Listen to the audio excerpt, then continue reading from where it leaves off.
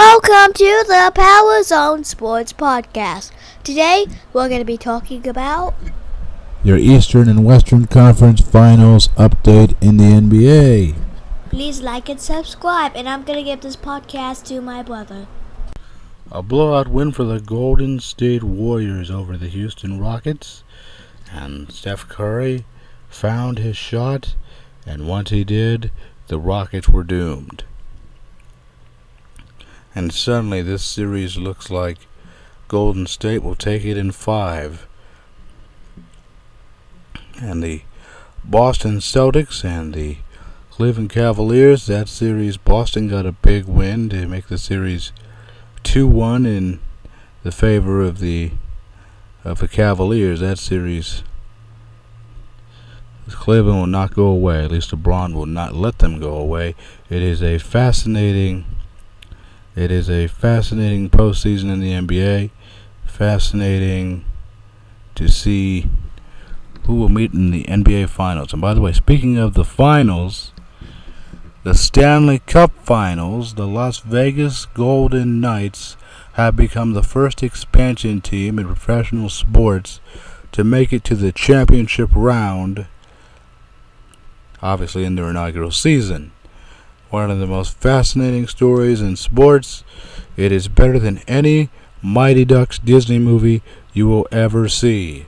So I think maybe for the Stanley Cup Final, I think I might just say, go Golden Knights. It is a story better than any Mighty Ducks movie you will ever see. So the Golden Knights, hope the Knights can bring home the cup. What a fantastic story that would be. And good for Vegas, good for Las Vegas. And Las Vegas is quickly becoming a sports community. They got the Golden Knights. The Raiders are coming in soon. Las Vegas is going to become known for sports and not just for gambling. So as many of you may or may not know, this year's All-Star Game for Major League Baseball will be held in Washington, D.C. at the Nationals Park in Washington, D.C. I'm expecting Bryce Harper to get a lot of attention. Expecting to get a lot of votes since the All-Star Game is being held in his hometown. And of course the question, Bryce Harper, a free agent after this year, where will Bryce Harper go when the season is over? Who will he take his talents to? A lot of teams have been mentioned to be in the running for the services of Bryce Harper. The Cubs have been rumored. The Yankees have been rumored. Everybody, strange enough, other than the Nationals themselves, have been rumored to be in the services of Bryce Harper. And I don't really understand why everybody thinks Bryce Harper is as good as gone in D.C. He might break the bank for one team, but I'm really not expecting. I think the Nationals will make a big effort to keep him. And they might, this year, how deep they go might determine how much of an effort they make in determining to keep Bryce Harper. The Nationals have not made it to the League Championship Series yet, or the World Series yet, with Bryce Harper. And of course, one player cannot do it all on their own. It's a team game at the end. But how he performs, how his team performs, will probably be the biggest factor in whether or not Bryce Harper stays in D.C. or goes somewhere else. And I think a dark horse candidate for someone who might take Bryce Harper, if they can, they'll have a lot of money in the off season this year. What if he took his talent to South Beach, pulls LeBron James, and goes to Miami, joining the Marlins? That would be fascinating. And Derek Jeter, the owner of the Marlins, would get a new toy out in the outfield, and fans would start flocking to Marlins games again. It would be a fascinating thing to see, and just something that needs to be kept alive for the sports conspiracy theory world out there. May 18th, 2017 was the day the Power Zone podcast was born. It was born out of nothing more than simply a sports fan and his desire to get his sports thoughts out there beyond more than just a few friends of mine, and to get my thoughts on sports out to friends of mine who have moved or have gone to places where they aren't able to get my thoughts on sports anymore. And I was able to, that's really the biggest reason why I decided to do this podcast, and I send it to them whenever I can, because they always have seemed to like my takes on sports, and it's good to have friends that like your takes on events. It's a good thing, and never a bad thing to have friends. You can never have too many friends. I will never believe you can have too many friends. That's impossible. But this podcast has been going on for a year. I've tried uploading every week for 52 weeks. That's easier said than done, but I've always tried to make an effort to get my thoughts out there on the rapidly changing, expanding sports universe. It's been a thrill of mine to watch the games over this past year and talk about them, talk about the exciting endings, the game-winning shots, the three-pointers that have been hit, the touchdowns that have been scored.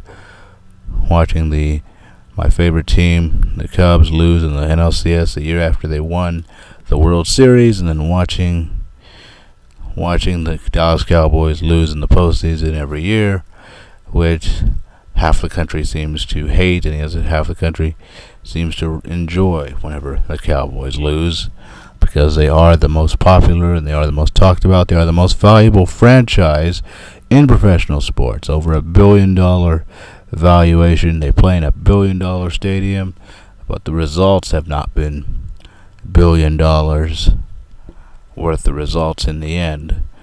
It's like when Max Kellerman said, if you're a Cowboys fan, you're paying for mediocrity. And it's really is kind of what it feels like right now being a Cowboys fan, especially knowing that your hated rivals have just won the Super Bowl, but somebody had to win that Super Bowl between the Patriots and the Eagles. Dallas fans wouldn't have been happy no matter who would have won. So the Patriots probably will surpass Dallas in Super Bowl rings in the Tom Brady era. And I don't think this was Tom Brady's last appearance in the Super Bowl. I think he has maybe one more appearance left in him. So we'll see. But the Tom Brady era is coming to an end in Foxborough soon. And what's going to happen when Tom Brady steps away? It's a fascinating question. Everyone thought Jimmy Garoppolo was going to be the backup to Tom Brady in New England, and then they traded him away to San Francisco, where he had a very good half season in San Francisco. But now, just like when Dak Prescott had a very good rookie year, they'll have tape on you in year two, and year two you're going to have to make an adjustment. The defenses will know where you like to throw it more. You'll throw a few more interceptions than you did in your rookie season. And year two is really where years 2 and years 3 to year 5 are really where you start to see quarterbacks come into their own. And the quarterback position has been said to be the most important position in sports. I agree with that absolutely.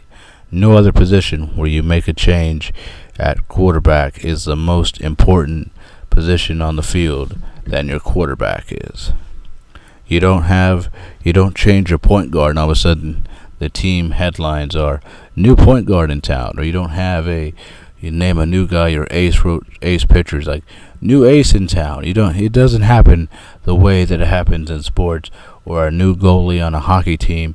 The quarterback is the most important player in sports, because not only does he, now they have plays called in their helmets by the coaches, but for a long time they called their own plays, and for a long time the offenses of the NFL, they didn't have special rules guarding the quarterback.